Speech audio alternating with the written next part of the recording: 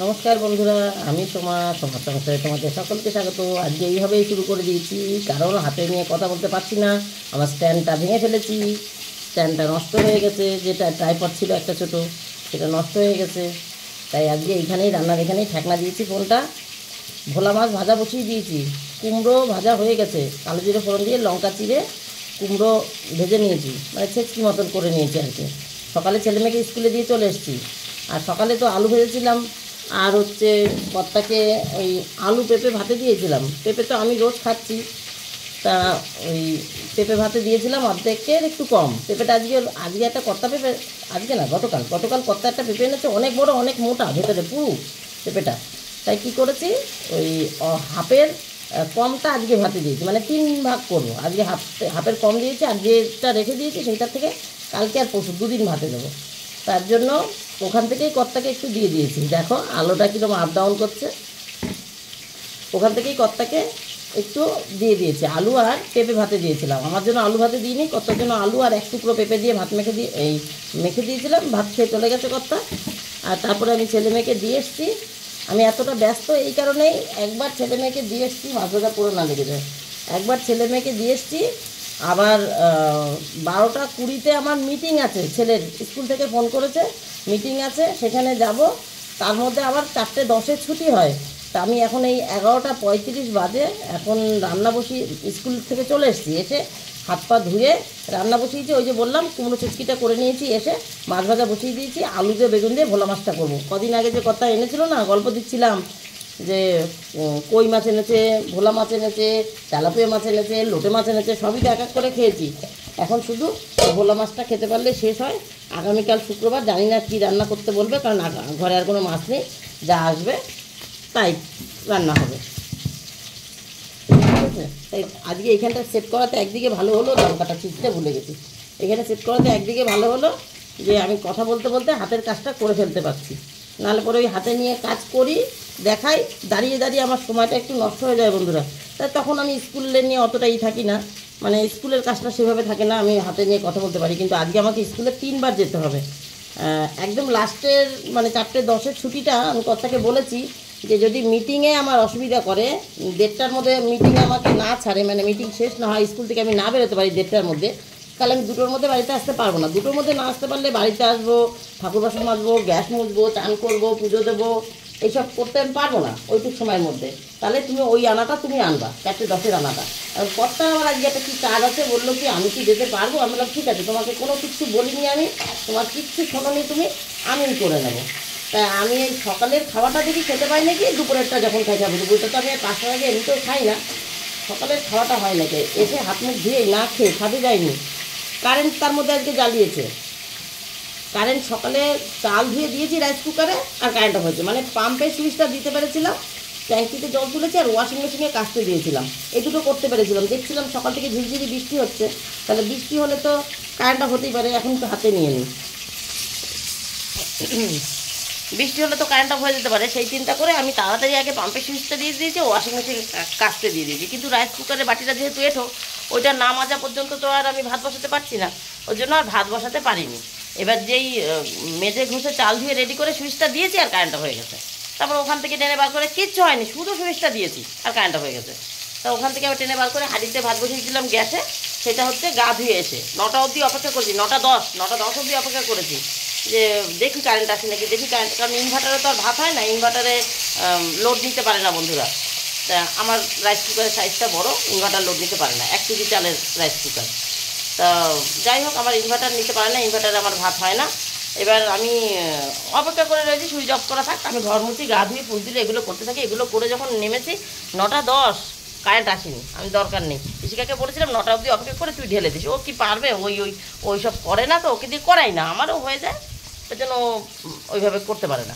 তাই আমি বললাম দরকার নেই, থাক তুই পড়, ওর আবার পরীক্ষা চলছে, আমি থাক তুই পড়ছিস পর, আমি গা ধুয়ে ফুল তুলে আসি, তারপর করবো। এসে তারপরে ওই ভাত বসিয়ে, এই পাশে ভাত বসিয়েছি, ওই পাশে আলু ভেজেছি, ছেলেকে চান করিয়েছি, এই করতে করতে কিন্তু ভাতটাই হয়েছে। সেদ্ধ ভাত বসিয়ে রেখেছিলাম আলু পেঁপে দিয়ে, ওই খেয়েছে ছেলে মেয়ে এই কর্তা।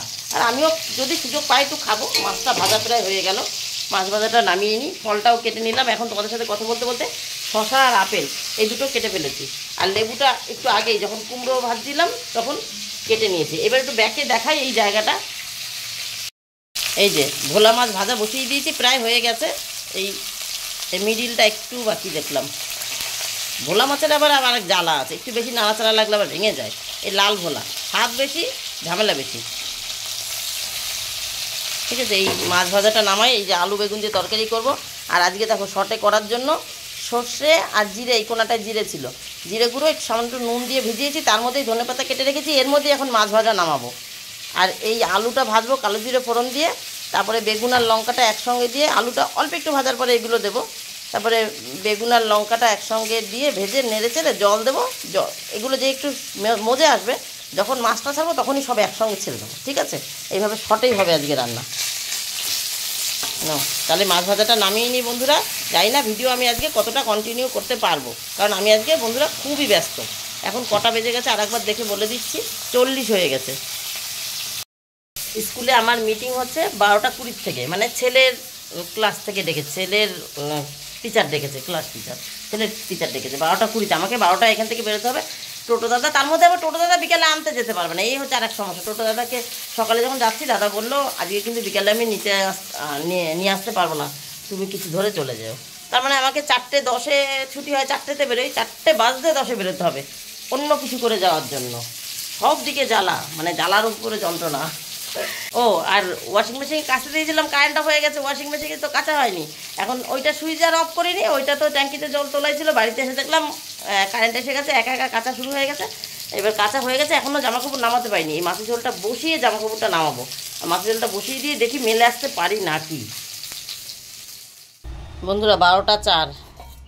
এই দেখো, এই যে সেই কুমড়ো ভাজাটা সকালে আলু ভাজার পাশেই রেখে দিয়েছি, আর এই মাছের তরকারি নেমে গেছে। এই হলো ভোলা মাছ দিয়ে আলু বেগুনের ঝোল। ঠিক আছে, এই দেখিয়ে দিলাম। আর এই যে রাইস কুকারে ভাত হয়নি আজকে, হাঁড়িতে ভাত হয়েছে, ওই দেখো। এর মধ্যে পেঁপে সুদ্ধ এখনও রয়েছে, আমার খাওয়া হয়নি বন্ধুরা। আর গ্যাস মুছে নিয়েছি, এখন জামা কাপড় মেলতে যাচ্ছি। 12টা 4 বাজে। একটু আগে সুমন ফোন করেছিল, কাকিমা তুমি কটায় বেরোবা? আমি চাকদায় মাল আনতে যাবো, তাহলে আমি তোমাকে নিয়ে যাবো। আমি বললাম ভালো হয়েছে, আমি সময়ের সাথে পেরে উঠছিলাম না, তাহলে আমি 12টা 10 বেরোবো। তাই জামা কাপড়টা মেলে এসে শাড়ি পরে রেডি হয়ে বেরোবো। তাহলে আবার পরে আসছি বন্ধুরা। আমি স্কুলে চলে এসেছি, কিন্তু মিটিংয়ের জন্য এখনও ডাকিনি, বসে আছি, অপেক্ষা করতে বললো এখানে। ডাকলে যাবো। আরও গার্জেনরা রয়েছে, তাদেরকে আমি দেখালাম না। আমি পুরো ভিজে এসেছি। আমি বাড়ি থেকে বেরিয়ে জোর বৃষ্টি নেমেছে, জোর। ওই দেখো বাইরেটা, কিছুটা বুঝতে পারছো নাকি? বাইরেতে গেটটা দেখিয়ে দিলাম। 2:12 মিটিং শেষ হয়েছে, বাড়ি চলে এসেছি। 2:50 বাজে বাড়িতে এসেছি, মিনিট 10-15 হলো। বাড়িতে এসে জামাকাপড়টা ছেড়ে দেখি, মানে বাড়িতে ঢুকে দেখি কর্তার চান হয়ে গেছে। জামাকাপড়টা ছেড়ে তাকে খেতে দিলাম। আমি ভেবেছিলাম আমি আর খাবো না, এখন 2:10-15 বাজে। সকালের খাবার না খেয়ে চলে গেছিলাম স্কুলে। তারপরে ভাবলাম যে এখন যদি আমি না খাই, এখন আমার খিদে সেই তোড়জোড় লাগে, যাই না কেন আজকে আমার খিদেই লাগেনি।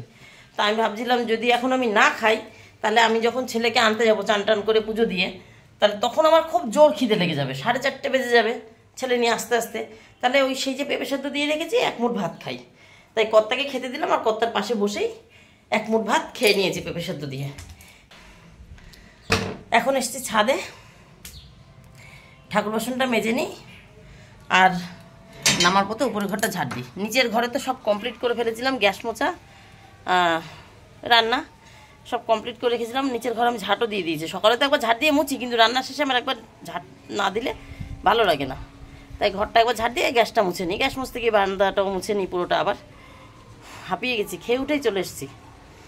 এখন এই জামা কাপড় মেলে দিয়ে গেছিলাম, এগুলো তো উল্টানো পাল্টানো কিছু করতে হবে না, এ তো আর কিছু শুকায়ও নি, কিছুই হয়নি। কথা এখন আবার গেল একটু ব্যাংকের কাজে। ভদ্রলোককে বলেছিলাম বিকালে আনার কাজটা তুমি করবা। এখন এই ব্যাংকের কাজে গেল। এখন আর আমি বলছি যেহেতু 2:45 বাজে, আমি ঠাকুর বাসন মাজবো, ঘর ঝাড় দেবো, চান করবো, পুজো দেবো, তো 4টের মধ্যে আশা করি আমার হয়ে যাবে। তা আজকে আবার ওই দাদা আবার বলেছে আসবে না, অন্য গাড়ি করে যেতে হবে। অন্য গাড়ি করে যেতে গেলে একটু সময় লেগে যায়। দাদা রেডি দাঁড়িয়ে থাকে, ঠিক 4টে বাজলেই চলে আসে। 4:10 ছুটি হয়, আমিও চলে যাই, তাড়াতাড়ি বাড়ি আসতে পারি। এদিকে যাওয়ার সময় গাড়ি পাবো কি পাবো না সেই একটা, আবার আসার সময় গাড়ি পাবো কি পাবো না সেই একটা। তা এখন কথা বলছে দেখি ব্যাংকে আমার কাজটা যদি হয়ে যায় তাহলে আমি আনবো। এবার উনি শুলো না, খেয়ে উঠে শোয় তো, খেয়ে উঠেই চলে গেল। আমি বললাম তোমার যেতে হবে না, আমি পেরে যাবো, আমি পেরে যাবো। এখন জানি না কে যাবে ছেলেকে আনতে।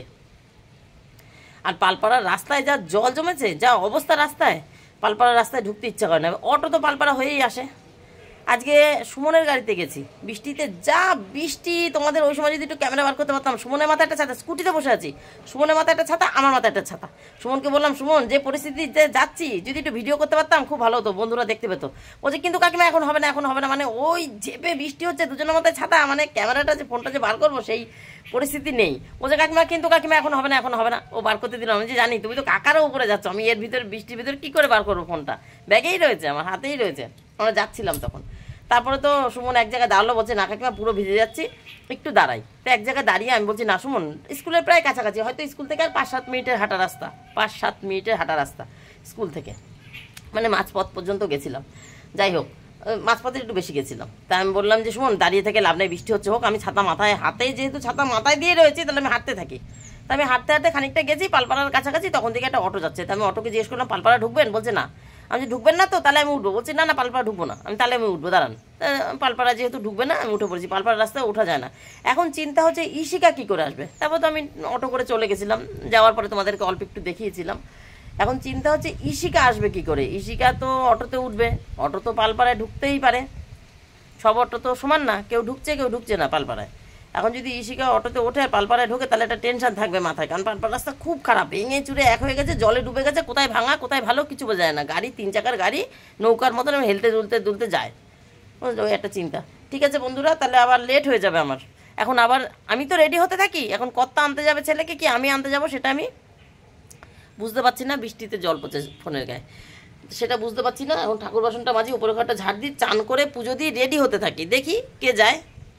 তাহলে বন্ধুরা অনেক গল্প করেছি আজকে, ভিডিও ভেবেছিলাম আজকে করবোই না, জানো যে পরিস্থিতি ছিল, যে 3 বার স্কুল যাব কখন ভিডিও করবো, তার ফাঁকে ফাঁকে একটু কথা বলে নিলাম। তাহলে এই জানি না ভিডিও মনে হয়তো গল্প অনেক বড়ই হয়ে গেছে। ট্রেন যাচ্ছে, হর্ন দিল, অনেকটা দূরে স্টেশন, কিন্তু হর্ন দিলে শোনা যায়, মনে হয় যেন বাড়ির কাছে। টাটা বাই বাই, তোমরা সবাই ভালো থেকে সুস্থ থেকো, দেখা হবে নতুন একটা দিন নতুন একটা গল্পের সঙ্গে। টাটা।